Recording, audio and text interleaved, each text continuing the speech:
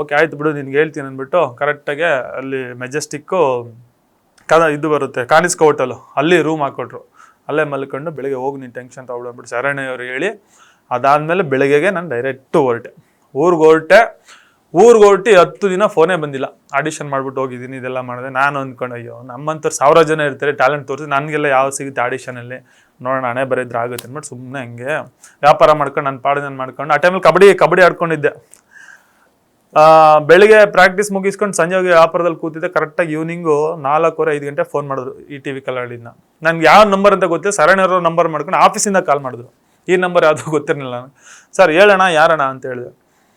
ETV ಆಫೀಸಿಂದ ಮಾತಾಡೋದು ಕಿಟ್ಟಿ ಅಣ್ಣ. ಅಣ್ಣ ಹೇಳೋಣ ನಾನೇ ಮಾತಾಡ್ತಾ ಇರೋದ್ಮೇಲೆ ಶರಣ್ಯವ್ರು ಇಸ್ಕೊಂಡು ಕಿಟ್ಟಿ ನೀನು ಸೆಲೆಕ್ಟ್ ಆಗಿದೆಯಾ, ಆದರೆ ಯಾರಿಗೆ ಹೇಳ್ಬಿಡ್ದು, ಫೇಸ್ಬುಕ್ಕು ಅದು ಇದಲ್ಲಿ ಅವಾಗೆಲ್ಲ ಫೇಸ್ಬುಕ್ ಒಂದೇ ಇದ್ದಿದ್ದು, ಇನ್ಯಾವುದು ಯಾವುದು ಇರಲಿಲ್ಲ ಮೀಡಿಯಾದಲ್ಲಿ ಜಾಸ್ತಿ ಫಾಸ್ಟು, ಯಾರು ಇಲ್ಬಿಡಿ, ಆಮೇಲೆ ನಿಮ್ಮ ಫ್ಯಾಮಿಲಿಗಾಗಲಿ ಫ್ರೆಂಡ್ಸ್ ಆಗಲಿ ಆಡಿಷನ್ ಸೆಲೆಕ್ಟ್ ಆಗಿದ್ದು ಯಾರಿಗೆ ಹೇಳ್ಬೇಡ ಅಂದರು. ಸರಿ ಅಣ್ಣ ಆಯ್ತಣ್ಣ ನಾನು ಹೇಳಲ್ಲ ಅಂದ್ಬಿಟ್ಟು ಹಂಗೆ ಕೂತ್ಕೊಂಡೆ. ಟಕ್ಕಂತ ನಮ್ಮ ಅಮ್ಮನಿಗೆ ಹೇಳಿದೆ, ಅಮ್ಮ ಹಿಂಗೆ ಆಗೈತೆ ಆಡಿಷನ್ ಸೆಲೆಕ್ಟನ್ ಅಂತ, ಹೆಂಗೆ ಮಾಡೋದು ಏನಂತ ಗೊತ್ತಿಲ್ಲ ಅಂತ. ನನಗೆ ಖುಷಿ ಅನ್ನೋದಕ್ಕಿಂತ ಭಯ ಒಂದು ಕಡೆ, ಅಲ್ಲೋಗಿ ನಾನೇನು ಮಾಡಲಿ ಅಂತ. 7 ಸ್ಟೇಟು, ಕಾಶ್ಮೀರ ಟು ಕನ್ಯಾಕುಮಾರಿ ಇರೋದು. ನನಗೆ ಹಿಂದಿನೂ ಬರಲ್ಲ, ಇಂಗ್ಲೀಷ್ ಬರಲ್ಲ, ತಮಿಳು ಬರಲ್ಲ, ತೆಲುಗು ಬರಲ್ಲ, ಏನಪ್ಪ ಮಾಡೋದು ಅಂತ ನನಗೆ ಅದೇ ಟೆನ್ಷನ್ ಇತ್ತು. ಕನ್ನಡ ಶೋ ತಾನೇ ಆಯಿತು ನೋಡೋಣ ಅಂದ್ಬಿಟ್ಟು ಆಮೇಲೆ ಹಳ್ಳಿಯಿಂದ ಪೇಟೆ ಬಂದು ಆ ಶೋ ಎಲ್ಲ ನೋಡ್ತಿದ್ದೆ. ಆದರೂ ಅವ್ರು ಮಾಡಿದ್ದು ಒಂದೇ ಕಡೆ, ನಮ್ಮದು ಕಾಶ್ಮೀರ ಟು ಕನ್ಯಾಕುಮಾರಿ ಇದ್ದಿದ್ದರಿಂದ ಸ್ವಲ್ಪ ಟೆನ್ಷನ್ ಆಯಿತು. ಏನಪ್ಪ ಮಾಡೋದು ಈ ಶೋ, ನಾನು ಹೆಂಗೆ ಹಳ್ಳಿ ಇದೆ ಹೋಗ್ಬಿಟ್ಟು ಅಲ್ಲಿ ಡೆಲ್ಲಿಲಿ ಹೆಂಗಪ್ಪ ಗೆಲ್ಲೋದನ್ನ ಮೆಂಟಲಿ ಸ್ಟೇಟಸ್ ಇತ್ತು. ಹಂಗೂ ಹಿಂಗೂ ದೇವ್ರದಿಂದ ಹೋಗಿ ಕಾಶ್ಮೀರದಿಂದ ಕನ್ಯಾಕುಮಾರಿ ಗಂಟೆ ಇನ್ಕ್ರೆಡಿಬಲ್ ಇಂಡಿಯಾದಲ್ಲಿ ಇಂಪಾಸಿಬಲ್ ಜರ್ನಿನ ಮೇಕ್ ಇಟ್ ಪಾಸಿಬಲ್ ಮಾಡಿದ ಸುನಾಮಿ ಕಿಟ್ಟಿ ಅಂತ ಒಂದು ಅವಾರ್ಡ್ ತೊಗೊಂಡೆ, ಇಂಡಿಯನ್ ಸುನಾಮಿ ಕಿಟ್ಟಿ. ಮೇಡಮ್ ಇಂಡಿಯನಲ್ಲಿ ಫಸ್ಟ್ ಸೆಲೆಕ್ಟ್ ಅನ್ನೋದಾಗ ನಾನು ಹೇಳಿರಲಿಲ್ಲ, ನಮ್ಮ ತಾಯಿಗೆ ಮಾತ್ರ ಹೇಳಿದೆ. ನಮ್ಮ ತಾಯಿ ಏನಿದೆ ಶೇರ್ ಮಾಡ್ತೀನಿ ಹೇಳಾದ್ಮೇಲೆ ಆಯ್ತು ಬಿಟ್ಟು. ನಮ್ಮ ತಾಯಿಗೂ ಅಷ್ಟೊಂದು ಮೀಡಿಯಾ ಬಗ್ಗೆ ಏನೂ ಗೊತ್ತಿಲ್ಲ. ಓಲಾ ಬಿಡ ಅದೇನೋ ಮಾಡ್ತೀಯ ಮಾಡ್ಕೊಳ್ಳ, ನನಗೆ ಮಾತ್ರ ಟೆನ್ಷನ್ ಕೊಡ್ಬೇಡ, ಕಾಸು ಗೀಸ್ ಕೇಳ್ಬೇಡ ಅಲ್ಲ, ಯಾವಾಗಲೂ ಬೈರು. ಆಯ್ತು ಬಿಡು ಸುಮ್ಮನೆ ಇದೆ. ನಮ್ಮ ಫ್ರೆಂಡ್ಸ್ಗೆ ಯಾರಿಗೆ ಹೇಳಿಲ್ಲ. ಬೆಂಗಳೂರು ಕರ್ಸ್ಕೊಂಡು ಪ್ರೋಮೋ ಶೂಟ್ ಮಾಡೋಕ್ಕೆ ಬೆಂಗಳೂರು ಕರ್ಸ್ಕೊಂಡು ಅವ್ರು ಹೇಳಿದ್ರು ಹಿಂಗಿಂಥ ದಿನ ಬರ್ತೀವಪ್ಪ ಅಲ್ಲಿ ನಿಮ್ಮ ಊರಿಗೆ ಅಂತ ಹೇಳಿದ್ಮೇಲೆ ನಿನ್ನೇನು ಬೇಕೆಲ್ಲ ರೆಡಿ ಮಾಡ್ಕೊ ಅಂತ ಹೇಳಿದ್ರು. ನಾನು ಆಮೇಲೆ ಆಯ್ತು ಅಂದ್ಬಿಟ್ಟು ಬಂದು ಊರಲ್ಲೆಲ್ಲ ರೆಡಿ ಮಾಡ್ಕೊಂಡೆ. ಮಾರ್ಷಲ್ ಆರ್ಟ್ ಸ್ಟಿಕ್ಕು ಅದು ನಾನು ಏನೇನು ಮಾರ್ಷಲ್ ಆರ್ಟ್ಸ್ ನನ್ನ ಕ್ಲಾಸ್ ಏನಿದೆ ಎಲ್ಲ ಗೆಟಪ್ ಸ್ಟೂಡೆಂಟ್ಸ್ಗಳೆಲ್ಲ ರೆಡಿ ಮಾಡ್ಕೊಂಡು ಅವಾಗ ನಾನು ಕ್ಲಾಸ್ ತೊಗೋತಿದ್ದೆ. ಯಾಕೆ ಬ್ಲ್ಯಾಕ್ ಬೆಲ್ಟ್ ಗೋಲ್ಡ್ ಮೆಡಲ್ ಮಾಡಿದ್ನಲ್ಲ, ನಂದು ಒಂದು 300-400 ಜನ ಸ್ಟೂಡೆಂಟ್ಸ್ ಇದ್ರು ನನ್ನ ಕೈಲಿ.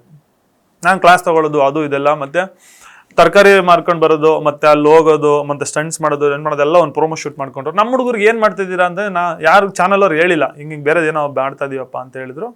ತೊಗೊಂಡೋದ್ರು. ಹೋಗಿ 1 ವೀಕಿಗೆ ಫಸ್ಟ್ ಪ್ರೋಮೋ ನಮ್ಮ ಫ್ರೆಂಡ್ ಬಂತು, ನನಗಂದ್ರೆ ಗೊತ್ತಿಲ್ಲ, ಪ್ರದೀಪನ್ ಬಂತು, ಇನ್ನೊಂದು ಮಹೇಶ್ ಬಂತು. 3ನೇ ಪ್ರೋಮೋ ಅದು ಮಂಗಳೂರನೇ, 3ನೇ ಪ್ರೋಮೋ ನಂದೇ ಬಂತು. ಅವತ್ತೆಲ್ರಿಗೂ ಗೊತ್ತಾಯ್ತು ನಮ್ಮ ಫ್ರೆಂಡ್ಸ್ಗೆ, ಏನಪ್ಪ ಈ ರೇಂಜಿಗೆ ಹೆಸರು ಮಾಡ್ತಿದ್ಯಾ, ಹೋಗಿ ರಿಯಾಲಿಟಿ ಶೋ ಸೆಲೆಕ್ಟ್ ಆಗಿದೆ, ನಮಗೆ ಒಂದು ಮಾತು ಹೇಳಿಲ್ಲ ಅಂತ. ನೀವೇ ಹೇಳ್ತಿದ್ರಲ್ಲಪ್ಪ ಏನು ಮಾಡು ಡೈಲಾಗ್ ಕೊಡಿದೆ ಫ್ರೀಯಾಗಿ ಅಂತ, ಅದಕ್ಕೇನೋ ಒಂದು ಮಾಡ್ತಾ ಇದ್ದೀನಿ, ನಿಮ್ಮ ಆಶೀರ್ವಾದ ಇರಲಿ ನನಗೆ ಅಂತ ಅಷ್ಟು ಹೇಳಿದೆ. ನಮ್ಮ ಹೇಳಿದ್ರು ಲಾಸ್ಟ್ ಮಗ ಚಾನಲ್ ಬಂದಾಗ ಹೇಳ್ದಂಗೆ, ಲಾಸ್ಟ್ ಮಗಪ್ಪ ನಮ್ಮ ವ್ಯಾಪಾರ ಎಲ್ಲ ಇವನೊಬ್ಬನೇ ಮಾಡೋದು, ಮೈಸೂರು ತರಕಾರಿ ಗಿರ್ಕಾರಿ ಎಲ್ಲ ತರಬೇಕು ಮೂಟೆಗಟ್ಟಲೆ, ಸುಮ್ಮನೆ ಕರ್ಕೊಂಡವ್ರು ಏನು ಮಾಡ್ತೀನಿ ಅಂತ ನಮ್ಮ ಅಕ್ಕ ಹೇಳಿದ್ರು. ಮಾಡು, ನಮ್ಮ ಅಕ್ಕ ನಮ್ಮ ಅಣ್ಣ ಎಲ್ಲ ಸಪೋರ್ಟ್ ನನಗೆ ಜಾಸ್ತಿ. ಆಮೇಲೆ ನಮ್ಮ ಅಮ್ಮನೂ ಅಷ್ಟೇ, ಲಾಸ್ಟ್ ಮಗ ಹುಷಾರು, ಭಾಷೆ ಬರಲ್ಲ, ಸ್ವಲ್ಪ ಕೋಪ ಜಾಸ್ತಿ ನನಗೆ ತುಂಬ. ನಾನು ಏನಿದ್ರು ಇವತ್ತುವರೆಗೂ ನನ್ನ ಲೈಫಲ್ಲಿ ತುಂಬ ಸ್ಟ್ರೈಟ್ ಫಾರ್ವರ್ಡ್, ಓಪನ್ ಬುಕ್ ಹೇಳ್ತಾರಲ್ಲ ಆ ಥರ, ಒಳಗೊಂದು ಹೊರಗೊಂದು ಗೊತ್ತಿಲ್ಲ, ಹಿಂದೆ ಮುಂದೆ ಮಾತಾಡೋಲ್ಲ, ಏನೋ ಸ್ಟ್ರೈಟ್ ಫೇಸ್ ಮೇಲೆ ಹೇಳ್ತೀನಿ. ಆ ಶೋಲು ಅಷ್ಟೇ, ಇವತ್ತಿಗೂ ಅಷ್ಟೇ, ಏನಾದರೂ ಓಪನ್ ಆಗಿ ಹೇಳ್ತೀನಿ, ಓಪನ್ ಆಗಿ ಮಾತಾಡ್ತೀನಿ. ನಮ್ಮಮ್ಮ ಅದೇ ಹೇಳಿದ್ರು, ಸ್ವಲ್ಪ ಕೋಪ ಇಷ್ಟ ಸ್ವಲ್ಪ ನೋಡ್ಕೊಳ್ಳಿ ಅಂತ. ಅದಾದ್ಮೇಲೆ ಆಯ್ತು ಅಂದ್ಬಿಟ್ಟು ಒಪ್ಕೊಂಡು, ನನಗೆ ನಮ್ಮ ತಾಯಿ ಬಿಡಬೇಕಾದ್ರೆ ತುಂಬ ಬೇಜಾರಿತ್ತು. ಆ ಟೈಮಲ್ಲಿ ಕಣ್ಣೀರೆಲ್ಲ ಹಾಕೊಂಡು ಏನು ಶೋಗೋದು, ಅದು 3 ತಿಂಗಳು ಬರೋಂಗಿಲ್ಲ ಅಂತ ಹೇಳಿದ್ರೆ, ಫೋನ್ ಇಲ್ಲ, ಮೆಸೇಜ್ ಇಲ್ಲ. ಅವಾಗ ನಮಗೂ ಫೋನ್ ಇರಲಿಲ್ಲ. ಅವಾಗ 1100 ಏನೋ ಬಿಟ್ಟಿದ್ರು ಅವಾಗ ಸ್ಟಾರ್ಟಿಂಗ್. ಅವಾಗ ಕರ್ಕೊಂಡು ಹೋಗಿದ್ಮೇಲೆ ತುಂಬ ಅಂದರೆ ಫಸ್ಟ್ ಕಾಶ್ಮೀರಿಗೆ ಫ್ಲೈಟ್ ಹತ್ತಿದ್ದೆ ಅವತ್ತೇ ಫಸ್ಟ್ ಟೈಮ್. ನನ್ನ ಜರ್ನಿಲಿ ಫ್ಲೈಟ್ ಹತ್ತಿದ್ದೆ ಅವತ್ತು. ETV ಕೊಟ್ಟಂಥ ಒಂದು ಚಾನ್ಸಲ್ಲಿ ಫ್ಲೈಟಲ್ಲಿ ಹೋಗಿ ಶೋ ಗೆದ್ಕೊಂಡು ಬಂದೆ. ತುಂಬ ಖುಷಿ ಆಯಿತು, ಬಟ್ ಮರೆಯೋಕ್ಕಾಗಲ್ಲ ಅಷ್ಟೇ. ಅಯ್ಯೋ ಭಯಾನಕ ಆಯಿತು ಮೇಡಮ್. ಸ್ಟಾರ್ಟಿಂಗ್ ಎಲ್ಲ ನನಗೆ ಯಾರು ಅಡ್ಜಸ್ಟ್ ಆಗಿಲ್ಲ. ನನಗೆ ಅಡ್ಜಸ್ಟ್ ಆಗಿದ್ದು ಒಬ್ಬನೇ, ನನ್ನ ಪ್ರದೀಪ್ ಅಂದ್ಬಿಟ್ಟು ನಮ್ಮ ಗೆಳೆಯ, ಇಂಡಿಯನ್ ಶೋ ಇವತ್ತಿಗೂ ನನ್ನ ಗೆಳೆಯನೇ, ಜೊತೆಗೆ ಇದ್ದೀವಿ. ಅವನೇ ನಂಗೆ ಜಾಸ್ತಿ ಸಪೋರ್ಟ್ ಮಾಡಿದ್ದು. ಅವಾಗ ಎಲ್ಲ ಬೈಯರು, ಏನಪ್ಪ ಹಳ್ಳಿಯಿಂದ ಬಂದಾನೆ, ಏಕವಚನಾಗಿ ಮಾತಾಡ್ತಾನೆ ಅಂದರೆ. ನನ್ನ ಬೆಳೆದಿರೋಂಥ ವಾತಾವರಣದಲ್ಲಿ, ನನ್ನ ಫ್ರೆಂಡ್ ಸರ್ಕಲ್ ಏನು ಆ ವಾತಾವರಣದಲ್ಲಿ ನಾನು ಕ್ಯಾಸುವಲ್ ಆಗಿ ಮಾತಾಡ್ತಿದ್ದೆ. ಅವರು ಸಿಟಿಲಿ ಬೆಳೆದಿರೋದ್ರಿಂದ ಅವ್ರ ಮೆಂಟಲಿ ಸ್ಟೇಟಸ್ ಬೇರೆ ಇತ್ತು, ನನ್ನ ಮೆಂಟಲಿ ಸ್ಟೇಟಸ್ ಬೇರೆ ಇತ್ತು. ಅವ್ರಿಗೂ ನನಗೂ ಮಾತುಕತೆ ಸ್ವಲ್ಪ ಬೇರೆ ಥರ. ನಾನು ಸೈಲೆಂಟಾಗಿದ್ದೆ, ಪಂಚಾಯತ್ ಟವಲ್ ಹಾಕೊಂಡು ಆರಾಮಾಗಿ ಸುಮ್ಮನೆ ಇರ್ತಿದ್ದೆ. ಅದಾದ್ಮೇಲೆ ಒಂದ್ಸತಿ ಮಿಥುನ್ ಅಂದ್ಬಿಟ್ಟು ಇವರೆಲ್ಲ ಸುಮ್ಮನೆ ನಾಟಕ ಆಡ್ತಾನೆ ಹಂಗೆ ಅಂತ ಹೇಳಿದ್ರು. ನಾನು ಒಂದೇ ಮಾತು ಹೇಳಿದ್ರು, ನಾನು ಬಂದಿರೋದು ನಾಟಕ ಆಡೋಕ್ಕಲ್ಲಪ್ಪ, ನಾನೇನು ಡ್ರಾಮಾ ಕಂಪ್ನಿ ಸೇರ್ಕೊಂಡಿಲ್ಲ, ನಾನು ಶೋ ಗೆಲ್ಲಕ್ಕೆ ಬಂದಿರೋದು. ನೀವು ನನ್ನ ಮೇಲೆ ಫೈಟ್ ಮಾಡೋಂಗಿದೆ ಡೈರೆಕ್ಟ್ ಟಾಸ್ಕಲ್ಲಿ ತೋರಿಸಿ ನಿಮ್ಮ ಪವರ್ನ ಮಾತಲ್ಲೆಲ್ಲ ತೋರಿಸ್ಬಿಡಿ ಅಂತ ಹೇಳಿದ್ದು. ನಾನು ಮಾಡೋ ಟಾಸ್ಕ್ನ ಇವತ್ತುವರೆಗೂ ನಮ್ಮ ಕಂಟೆಸ್ಟೆಂಟ್ ಕಾಯೋರು ಕಿಟ್ಟಿ ಏನು ಮಾಡ್ತಾನೆ ಟಾಸ್ಕು ಅಂತ. ನಾನು ಮಾತಾಡ್ತಿಲ್ಲ ಜಾಸ್ತಿ. ಅವ್ರವ್ರ ಟೀಮಲ್ಲಿ ಎಲ್ಲ ಲಾಸ್ಟಲ್ಲಿ ನನ್ನ ಬೈತಿದ್ರು, ಲಾಸ್ಟಲ್ಲಿ ಅವರೇ ಗಲಾಟೆ ಮಾಡ್ಕೊಂಡು ನನ್ನ ಹೋಗ್ಲಕ್ಕೆ ಸ್ಟಾರ್ಟ್ ಮಾಡಿದ್ರು. ಯಾಕೆ ನಾನು ಮಾಡೋಂಥ ಟ್ಯಾಲೆಂಟು. ನಾನು ಯಾರಿಗೂ ಗಲಾಟೆ ಮಾಡ್ತಿಲ್ಲ, ಫೇಕ್ ಮಾಡ್ತಿಲ್ಲ. ಡೈರೆಕ್ಟಾಗಿ ಅಕ್ಕುಲ್ ಅಣ್ಣಂಗೆ ಅಷ್ಟೇ ಡೈರೆಕ್ಟಾಗಿ ಹೇಳ್ತಿದ್ದೆ. ಅಕ್ಕುಲ್ ಅಣ್ಣ ಹೇಳೋರೆ ಮಾಡು ಮಗ ನೀ ಸೂಪರ್ನ ಅವ್ರು ಎಂಕರೇಜ್ ಎಷ್ಟು ಕೊಡ್ತಿರೋ ಅಷ್ಟೇ ನಾನು ಬೂಸ್ಟ್ ಆಗ್ತಿದೆ. ಬರೀ ಟಾಸ್ಕ್ ಬಗ್ಗೆ ಕಾನ್ಸಂಟ್ರೇಟ್ ಮಾಡ್ತಿದ್ದೆ, ಸ್ಟ್ರಾಟಜಿ ಮಾಡ್ತಿದ್ದೆ. ಇವ್ರು ಮಾತಾಡೋದು ಏನೇ ಮಾತಾಡ್ಕೊಂಡು ನಾನು ಕೇರೆ ಮಾಡ್ತಿರ್ಲಿಲ್ಲ. ಆ ಟೈಮಲ್ಲಿ ತುಂಬ ನೋವಾಗಿತ್ತು ಮೇಡಮ್. ಅಂದರೆ ಒಂದು ಫಸ್ಟ್ ಲದಾಖ್ ಏನಂದು ಒಂದು ಜರ್ನಿ ಇತ್ತು. ಏನಪ್ಪ ಅವ್ನು ಕಸ ಗುಡ್ಸಕ್ಕೆ ಹಳ್ಳಿ ಹುಡುಗ ಹಿಂಗೆ ಆಡ್ತಾನೆ ಹಂಗೆ ಅಂತ ತುಂಬ ಇಗ್ನೋರ್ ಮಾಡಿದ್ರು ನನ್ನ. ತುಂಬ ಇಗ್ನೋರ್ ಮಾಡಿದಾಗ ನನ್ನ ಟ್ಯಾಲೆಂಟು ನನ್ನ ಇಗ್ನೋರ್ ಮಾಡೋಕ್ಕಾಗಲ್ಲ. ಅವ್ರನ್ನ ನನ್ನ ಇಗ್ನೋರ್ ಮಾಡ್ತಾರೆ, ನಾನು ಅವ್ರನ್ನ ಇಗ್ನೋರ್ ಮಾಡಿಲ್ಲ. ಆಯ್ತು ನೀವು ಮಾತಾಡ್ಕೊಳ್ಳಿ ಅಂದ್ಬಿಟ್ಟು ಆಮೇಲೆ ಅಕ್ಕಲನ್ನ ಕರೆದು ಬೈದರು. ಸ್ಟಾರ್ಟಿಂಗ್ ಫಸ್ಟು ಲದಾಖಲ್ಲಿ ಏನಕ್ಕೆ ಅವ್ನಿಗೆಲ್ಲ ಈ ಥರ ಬೈತಿದ್ದೀರಾ, ಏನಕ್ಕೆ ಈ ಥರ ಮಾಡ್ತೀರಾ, ಅವ್ನ ಪಾಡ್ಗೆ ಅವನಿರಲಿ, ನಿಮ್ಮ ಪಾಡ್ಗೆ ನಿಮ್ದೇನಿದೆ ಲ್ಯಾಂಗ್ವೇಜ್ ಮಾತಾಡ್ಸಿಲ್ಲ, ಅವ್ನ ಪಾಡ್ಗೆ ಅವನಿರಲಿ ಅಂದಾಗ ನಾನು ಫಸ್ಟಲ್ಲಿ ನಾವು ಇನ್ನಾಗಿದ್ದು ಟಾಸ್ಕು. ಅದಾದ್ಮೇಲೆ ಗೊತ್ತಾಯ್ತು ನಮ್ಮ ಕೆಪಾಸಿಟಿ ಏನಿದೆ ಅಂತ. ಹಳ್ಳಿ ಹುಡುಗ ಡಿಲ್ಲಿನೇ ಹೇಳ್ತಾರಂತೆ ಗಾದಿನೇ ಇದೆ, ಹಳ್ಳಿ ಹುಡುಗರು ಡಿಲ್ಲಿನೇ ಹೇಳ್ತಾರಂತ.